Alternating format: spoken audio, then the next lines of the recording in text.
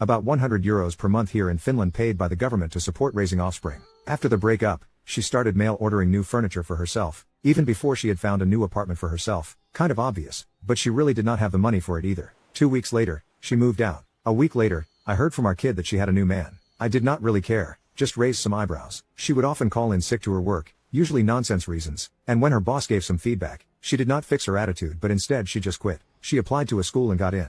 After about 2 months, she quit the school too and started demanding me to pay child support. We got a professional to weigh in, and agreed that I still would not pay a dime to her, because she herself had caused her income to collapse. As a goodwill act, I offered to pay for our daughter's insurance. I thought the matter was settled, but then she got pregnant for her new man a few months after our breakup. After our divorce was final, there is a 6 months reconsideration time before the judge calls it. She married her new man. These things empowered her into demanding for money again and again and again. So now that you know what kind of person we are dealing with. The case, last fall she yet again demanded money to support our kid. She was working again, and I knew she used our kid as an excuse because she had expressed envy towards my ability to control my finances to a point that even when I had the same amount money, I could eat in restaurants etc. I told her that if she needed child support for legitimate reasons, I would of course help, but all the expenses would have to be calculated properly to know the right amount she would need. Instead she demanded I would pay her €200 per month and she would take care of all the expenses regarding our daughter. She did not have any real reasons for the demand, other than her need for control. She had always been someone who wanted to have the last say in things. On top of her demand, this time she threatened to sue me if I did not pay her.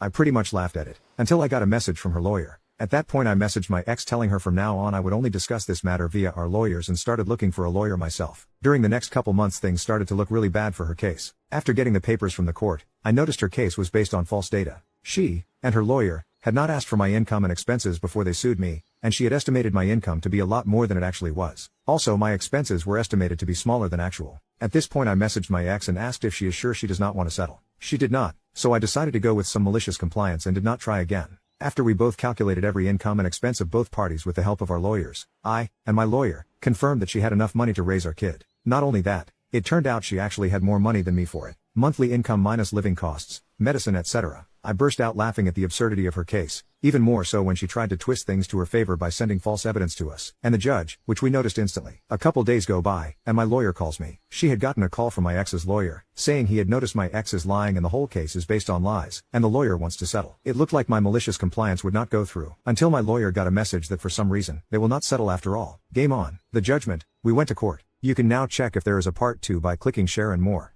The judge was annoyed but composed. He asked my ex's lawyer about their demands. The lawyer started by saying first I'm going to tell a bit of the backstory, and the judge cut him off, telling him to just state the demands. After a few seconds of silence, the lawyer told the judge no demands. The judge was both dumbfounded and livid, asking then why are we here? To which my lawyer said something along the lines of that is what we are asking too. Then the judge asked my ex's lawyer to be clear, did not you want to settle? And the lawyer sheepishly told the judge that my ex would not agree to settle. They were so embarrassed, it was so glorious, like some kind of divine karma being served right at my Karen of an ex. The judge ordered us to go to a meeting room for 20 minutes and to come back with a settlement agreement. Because she had more money, we negotiated that she would pay for our kids' hobbies, insurance etc. to compensate for the difference. The judge verified it, and my party left the courtroom very happy. My ex on the other hand, was balancing between being angry and embarrassed. The fallout: a couple weeks ago my ex demanded that we would make changes to the schedule on how our kid would swap homes. I declined, saying we have an agreement. She threatened to sue me, to which I just reminded her about the last time she wanted to get what she wants by suing me, asking if she really wants to do it again. She got mad, and I just ignored it. About a week ago she sent me a message saying that she had a fight with her husband. Police were called because she attacked him and she wanted a divorce. The police had to inform Child Protective Services, since there were kids present, mine included. Basically her whole life has gone down the drain. 2 kids to different fathers, 2 divorces before she has even turned 30, a lot of debt and expenses, and looks like our kid will be spending the majority of her time at my place, which is what our kid has wanted for the past 2-ish years. TL.Dr. Ex-wife wanted money for nonsense reasons and sued me. If you want to sue me over nonsense, be prepared for your life to turn into nonsense. Also, now you have to pay more than half of our kids' expenses. You can now check if there is a part 3 by clicking share and more.